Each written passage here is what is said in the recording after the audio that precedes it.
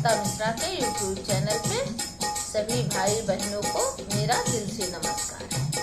आइए विवाह का एक बहुत सुंदर विदाई गीत के, बेटी की जब विदाई होती है उस समय का एक बहुत सुंदर, बहुत प्यारा, बहुत पुराने जमाने का ये गीत है। मेरे दादी नानी के जमाने की गीत है, बहुत पुरानी गीत है और ये गीत सुन के आंखों में आंसू आ जाते हैं। आइए गीत के माध्यम से सुनते हैं। अगर वीडियो अच्छा लगे कमेंट बॉक्स में जरूर बताना। जय श्री राधे राधे।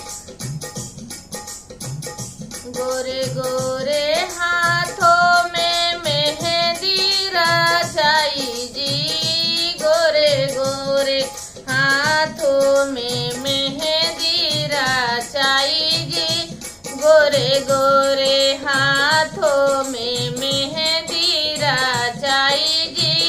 आज दुलारी बेटी हो गई है पराई जी, आज दुलारी बेटी हो गई है पराई जी। गोरे गोरे हाथों में मेहंदी रचाई जी, आज दुलारी बेटी हो गई है पराई जी। माया छिपावे बेटी जैसे घी गागर जी, माई छिपावे बेटी जैसे घी गागर जी।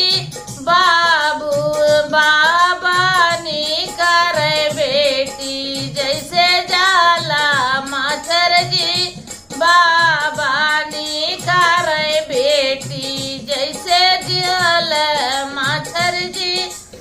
गोरे गोरे हाथों में मेहंदी रचाई जी, आज दुलारी बेटी हो गई है पराई जी।